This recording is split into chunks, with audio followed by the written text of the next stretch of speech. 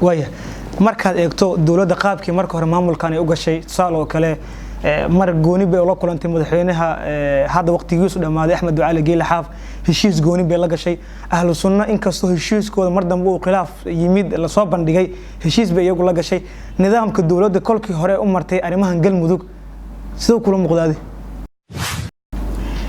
waxaa jira qaabka door bidi lahay istiqaabkii u dhaqmeen madaxweyne Xaaf inuu ka lugeeyo maalin magaalada Dhuusamareeb waxaas leeyahay فول حمي كوهد سياسة الصومالي. واقرت. أساقنا شرب داعي كوهد.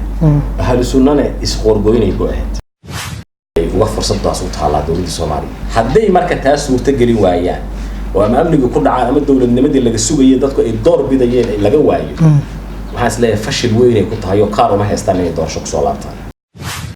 حرناشة ودوين كان دي سحرنا هذا واسم دولة لا إيمان ترك له كدوان أرمان حرناشة ودوين كان ما حكى لنكره. magaalada xamar waxa ka baxay hees la yiraahdo qofka hadda marka la ballanto ku tiraado aan quraan wuxuu ku leeyahay markaan dhinaca dawladda soo gaaran ku soo wacaya macnaheedu waxa meel dawladda shaqo ku lahayn jirta Soomaalida gar eragaas laftiisa wuxuu caqabad ku yahay dawladnimadii laakiin xamarisa xadgudub ay ku tahay dawladda ma moodaa in siyaasiyiinta dadka falanqeeya arrimaha siyaasadda aysan dawladdu waqti siino oo kolkii talada dalka ay la wareegeen madaxda haatan haya إن معارض لجو فري إن معارض كلا دجال ما يد وقته يكون بحس أو صابي وهي معارضك. هذا تاسو على ده كلا معارض هو يصنع إذا ما دي الدولة الصومالية ويقيو ملك وريو دقاليه الدولة الصومالية يكون بحين يسمر كوجرو فواحد ده كلا الدولة دي فرصة لما تصير.